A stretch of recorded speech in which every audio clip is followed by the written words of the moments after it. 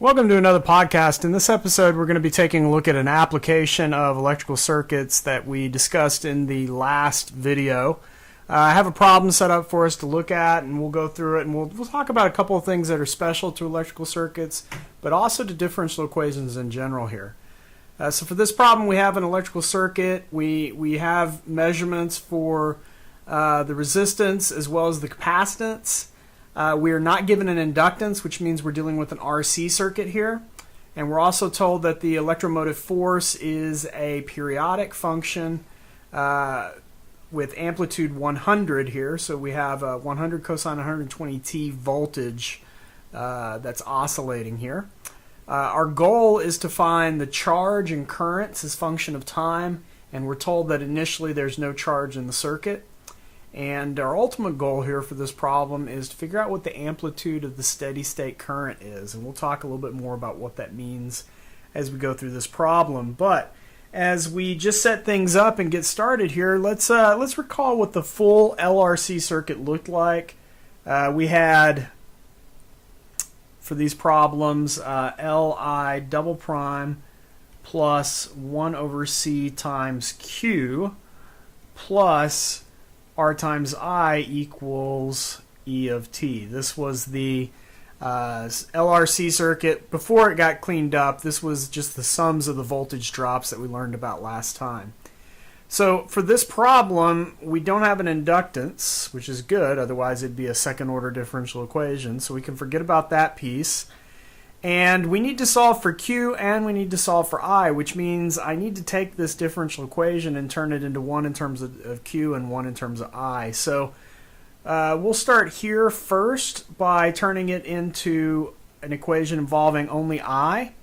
And we're going to do that by remembering that the derivative of Q is I. So if I take the derivative of what's left here, I've got 1 over C Q prime plus R I prime equals E prime. And then just a little bit of quick substitution here. Filling in the values. Q prime, remember, that is the current I.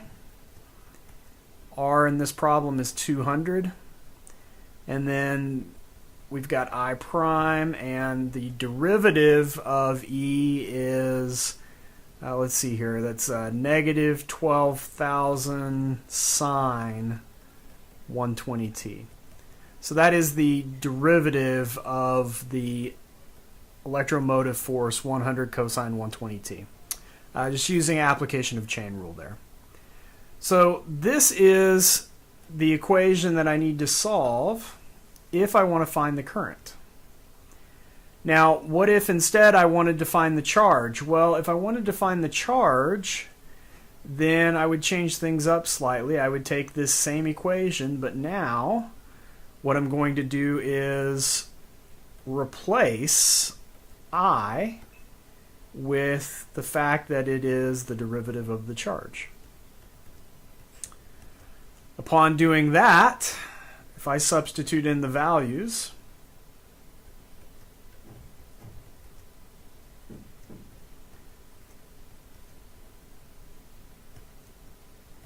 this will be the first order equation that I need to solve in that case. So I've got two different possible equations to solve here. One will give me the charge, the other will give me the current. Both of them are subject to zero initial conditions. For example, the initial condition here would be I of 0 equals 0 since it's the current. And here it would be Q of 0 equal to 0 because it's the charge. Now, both of these are first order linear differential equations, which means you can use integrating factor method to solve them. I encourage you to pause the video now, try to solve them by hand just to get some practice with integrating factor method. And once you've done that, restart it up. And let's see if you got what I got. I did these in Maple. I'm not going to show you the Maple work here, but in Maple, let's start off first with the current.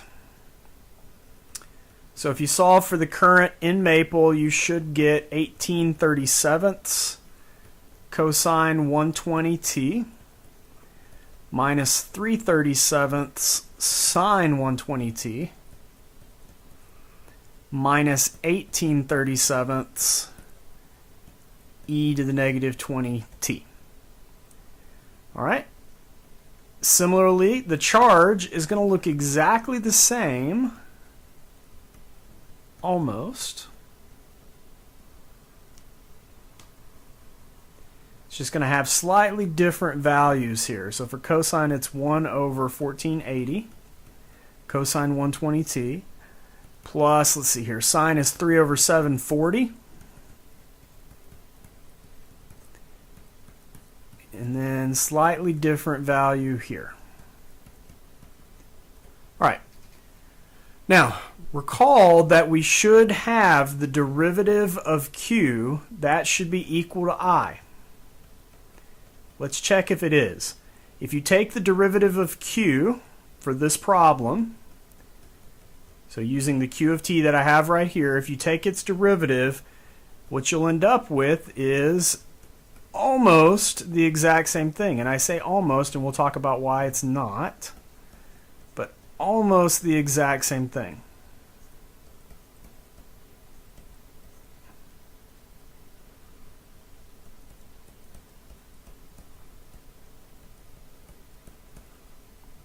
All right, so here's what I want us to take a look at.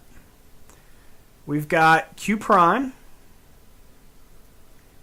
and we've got I, and we also have q. So we've taken care of number one here. We found q and we found I. And I want to look at I and q prime because they should be close to the same thing, and in fact they are very, very close to the same thing. And we want to answer number 2 here where it says, what is the amplitude of the steady state current? Remember, the steady state is the oscillating part of this that basically you look at as t goes to infinity, what part stays. Well, as t goes to infinity, both of these exponential terms go away. They're going to go to 0. So both of these terms are gone at infinity. If you look at what's left, that's called the steady state. So in both cases, the steady state for the current and the derivative of the charge, which should be the current, is the same. Eventually, they're the same. But for just the tiniest second, look, you're looking at e to the negative 20t, so that decays extremely fast. For the tiniest second, this little transient has them just a little bit different. That's what this is called, the transient. So notice, eventually, both the charge and the current have this steady state oscillation of a certain size amplitude at 120. The frequency is 120 hertz here, okay? So pretty fast frequency. And then that last thing we're asked to do is find the amplitude of the steady state current. So remember, we're going to look at the steady state here, the thing I've circled in green. Remember, the amplitude from trig is defined to be the square root of each of these coefficients squared. So if I take 18/37, that's the coefficient of the cosine, and add to that the coefficient of the sine, and square it, what I'll get there is approximately 0.4932. So the steady state's amplitude is approximately 0.5. That means there's up to a half an amp fluctuation eventually in that electrical circuit. Remember, the current's measured in terms of amps. It would be slightly different for the charge.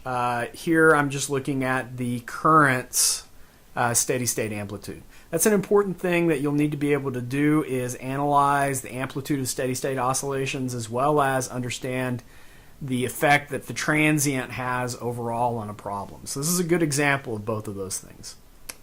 All right, thank you for listening.